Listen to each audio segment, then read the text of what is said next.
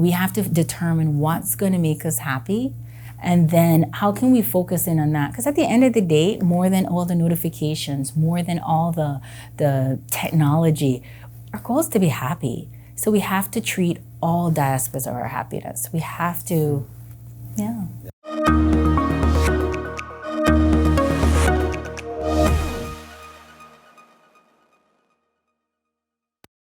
Hello and welcome to Senior Life Publications Ask the Expert podcast, where we talk about all things involving healthcare, finances, free resources, and other important senior-related topics. Hi, I'm David Moss, publisher of Senior Life Publications, which is a free resource you can find throughout the Tampa Bay market. Hi, it's Stephen Halstead, sales manager at Senior Life Publications, and we are back with our OPTUM team. Once a month, we like to meet with some of the doctors from OPTUM. Today, we are at OPTUM Northeast. So we have with us today Dr. Prescod, and I want to welcome you. Thank you for being here. Thank you so much. You're welcome. So tell us a little bit about who you are and what your practice is like. Well, thank you for having me. First of all, I appreciate any opportunity to be able to just communicate with and educate any population. I am a primary care doctor. I focus in holistic care. We do a lot of all age groups. I have patients ranging from 19 to 101. Wow. What I enjoy about working here is it's a team effort. We have a wonderful team here, and it allows us to provide the best care in very challenging times right now. So August is actually National Wellness Month. I know that's something that you guys focus on. So do you want to speak a little bit more about, maybe some of the areas that people could focus on? Oh, absolutely. August is National Wellness Month, and I think it's an opportunity for all of us to focus a little bit on our mental, physical, and our emotional health.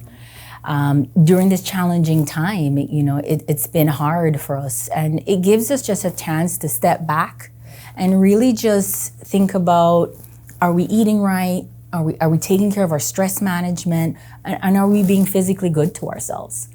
I personally think in the month, a lot of my patients, what I do is I challenge them. I like that. Give them good tips in regards good goals to too, right? goals each day, what you can do. Yeah. I think that's super important because, if you don't have a goal, maybe you don't want to set goals too high. That's very true. However, you want to have a goal. And if the goal is, I'm going to walk around the block once today, I'm just saying, okay? It's an excellent goal. Then you go, okay, well, tomorrow I can do it twice. Yeah. And then maybe by the end of the week, you're doing a mile. But it's setting those goals and keeping yourself focused, because I think what has happened, I don't think it, I know it because it happened to me, is during this time, over the last year and a half, we had a period of time where all of us were just like, what are we doing? What are we doing? We're not going anywhere. Do we go anywhere? And so you did become more self-aware, but you weren't really focusing on managing your stress necessarily or taking care of yourself. Some people were afraid to go outside. Some people were afraid to go somewhere in public. So putting a goal in place such as I'll do 5 sit-ups, I'll do squats, I'll do whatever. So, those types of things. And it's exactly like what you said. You want to make sure you're setting stepward, simple things make a huge florid.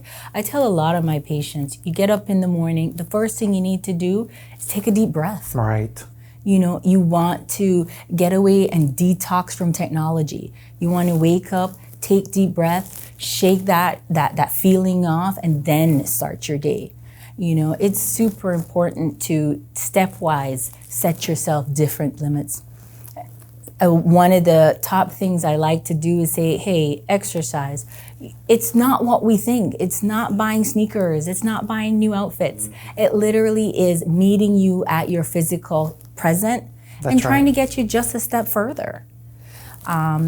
Other goals I have is I tell people hydration. Hydration is so important. We're all indoors in central air recently. We need to step outside, make sure that we're taking in enough water so we can hydrate ourselves. That's going to help your mental health. Outside time, that's a huge one for me. I tell a lot of my patients, if you spend 1 hour a week outside, you do not live in Minnesota, you live in beautiful St. Pete, right? Florida. Take advantage of it. You could go to a new park every week, and you don't have to do a thing but sit. That fresh air is going to improve your mental health, your physical health, and just really emotionally get you back to recharging. And that's the important thing right there. So yeah, I feel like also people are now working at home. So your work life and your home life were somewhat separate, and now they've merged. And crazy enough, a lot of people are working harder. Right. I don't think they realize that. They're working harder and they're paying less attention to the things that they need to do. Absolutely, guys. So it's super important that we have checkpoints in our day. We have to acknowledge. One of the things I had to implement in my own self, I had to say, hey, maskless time.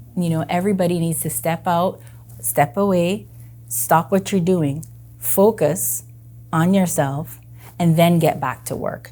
You will find you're way more productive. No, it doesn't get your problems away, but it makes you more centered. And I find that I can take a nap because I'm home. Yeah. That's one good. way. We talk about that. The nice little perks of staying at home. But Dr. Prescod, can you tell us a little bit about some of the tips to get to those goals that you think like day by day? You kind of dove in a little bit, but Absolutely. do you mind getting a little bit more into details? Because that's what interesting. I do with my patients is I try to keep it simple. Okay. I say, okay, where are you at right now? If you're somebody who's not very mobile, just sitting outside is a goal. If you could sit out there for 15 minutes, you're gonna benefit.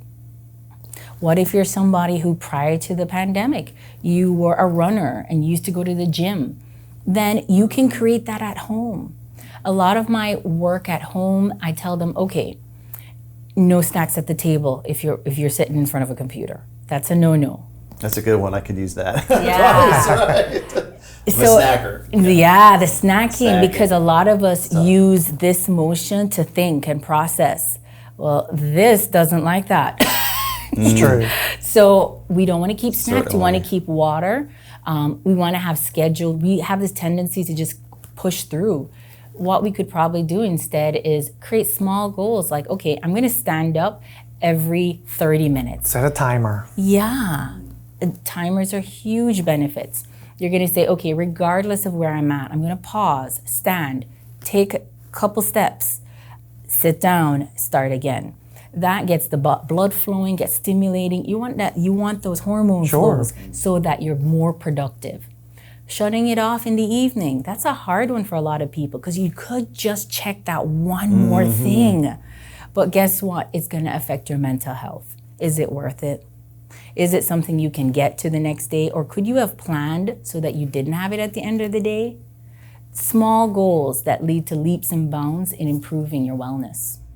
That's really smart too. And I've found that what I've had to do is go into my phone in the evening between 5:30 and 6, and I turn off all my notifications. With the exception of text messages, and of course I don't turn my phone off because something could come up, right? But as far as like any social media or my emails, because I am one that as soon as I get a notification, I've got to look at it. That's how I'm wired. Most like everybody However, else, that's smart. That is a really good one. Have your time to pause. Yes, because if I don't see the notification, I don't think about it. But if I see it, it drives me crazy. I don't want that little red one, or what, you know what I'm saying? It gets in your head like, I got to check it. What's happening? Right? Yeah. And I tell people, even though we're more home, we can still spice it up. We can still do things at home.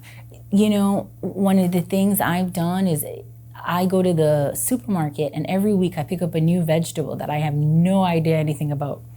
And it's gotten to a point now where when I go to the same supermarket, they'll say, hey, which one did you get this week?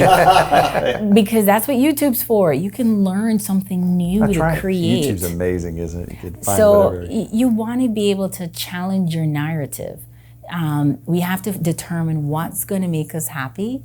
And then how can we focus in on that? Because at the end of the day, more than all the notifications, more than all the technology, our goal is to be happy. So we have to treat all aspects of our happiness. We have to, So it's funny you bring that up because I like to have parties and you put your little boards out with your fruits and your meats and you have your cheese and stuff. I do that for myself. Yeah. Even though I don't have people coming over necessarily, I'm like, I'm gonna make my little plate. I'm gonna put my crackers and my cheeses and my fruit. It's like it. Yeah. I mean, why can't you just enjoy it yourself? You can, or with your partner or your kids or whatever the case may be. So just because you're not having a party doesn't mean you can't treat it that way. And I love to just turn on the music and just dance around the house too. That's an excellent one. It's good exercise. Makes you happy. Absolutely. We got to just let off that steam from your day and just like, okay, how do I decompress? Because usually you'd go to work and then you come home. That's your safe place. And you're but there. Now you're there all the time. It's a little bit more difficult to kind of understand and know yourself better. One of the things I talk to a lot of like my working population about is maybe we need to have a dedicated area. So dividing, when we're working from home, making sure that we divide our space so that one is considered our work. A lot of people in the beginning of this, they were sitting on their couch. Right. You know? They go from the bedroom to the couch. Yeah, right? and That's that was like their moving to the work office. location. I do that sometimes too, You I must know, admit. so we got to give that, we have to set our checks and balances because guess what? Your body gets used to it. Sleep. We have to make sure a huge one is not realizing that we shouldn't be checking our phones right before bedtime. That's stimulating. You know, that's giving us emotional stimulation and it's not letting us wind down. We're not getting to that deep sleep to let us recharge for the next day. So it's super important to have a shutdown process before bedtime. Right. That'd be like 15, 20 minutes, something, Absolutely. or a routine I that say you can 30. Get into. Okay. Yeah, no electronic devices. Try charging your phone in the bathroom. That's a big one. There's a lot of away us from the uses it bed. for our alarm It's system. out of sight, out of mind. Yes, and there's not actually gonna a be lot of distracting. studies that show us that if we charge our phones and it goes off, it actually is sending messages to us, so we're not getting to deep sleep. Right. It's true. It's happened to me, and that's why I started turning my notifications off. That's a really smart one. Yeah. And I also listen to the waves of the ocean, or I'll listen to rain because those things help me fall asleep as well. Absolutely. The other thing too is connecting. People don't realize for their mental health, we have to connect. Call a friend. Dedicate yourself to call a loved one. We feel because we're not seeing people, use the tools we have to still keep connections. That's a huge one. We're not traveling as much as we used to. Then we need to make sure that we are dedicating 5 minutes phone call to this person at that time. So people we never had to make an effort to connect with, now we're having to. We have to get creative with it. I remember for my kids, what we did was we had a virtual party. Oh yeah. You know, so Sure. everybody's That's neat. online and they're just waving and things like that. And you can just get super creative with it to still connect. Don't lose that connection, even though we're all. It's about perspective too, because I've had so many people say, I'm so tired of Zoom calls. I really want to see a person. I'm sick of emails. And it's like, no, I get all of that. I feel the same way. But it's better than not having in connection with anybody. Yes. So if that's really all you have, or it's what you need to do to stay safe or work or whatever, Exactly. then you do it. Don't. Yeah. You made another good point, and that's don't disconnect from people. Well, especially more importantly with our senior viewers who are going to be watching this, how much more of that interaction because they That's get isolated, so and that's always important. a big issue. It's a bad issue. In our senior market, that once they get isolated, it goes downhill very quickly, obviously, with their mental health and physical health. I'm sure you can say that. Absolutely. About I've seen, and I've told people, you know, maybe get out and do a little garden. A garden doesn't have to be a big patch. It could be a couple pots that you're just growing some herbs and vegetables that you'll benefit from. Wear your hat, put on your sunscreen, Exactly. take your bottle of water because you want to stay hydrated, right? Yeah. You know, and I tell that's great. people you have to come out the sun every 20 minutes. No longer than 20 minutes. Yeah. 20 minutes. Yeah. I have my hat, so 20 minutes doesn't seem very long, It's but it not doesn't. when you're but it in the goes motion, but so you know, quickly, for my older patients, Yeah. it's a good checkpoint. If you're doing weeding, I tell them you should have a chair. You should be weeding. You're entitled now to sit down while and you weed. weed. Yeah, you've earned it. Right. Came with love the card, you know? Right, yes. The indeed. Medicare card. well, great points. Thank you so much for being with us today. We're always happy to be here in the offices. And if you haven't picked up, or if you don't have a subscription to our magazine, you can pick it up around town. And OPTUM has their calendar of online events in the magazine, as well as articles and things about the different doctors. So make sure you check that out. Thank you so much for being here. Thank you, Dr. Prescod. It was my pleasure. Thanks for having me. And thank you too as well. If you'd like to have a subscription, please contact me. Again, my name is David. I'm with Senior Life Publications.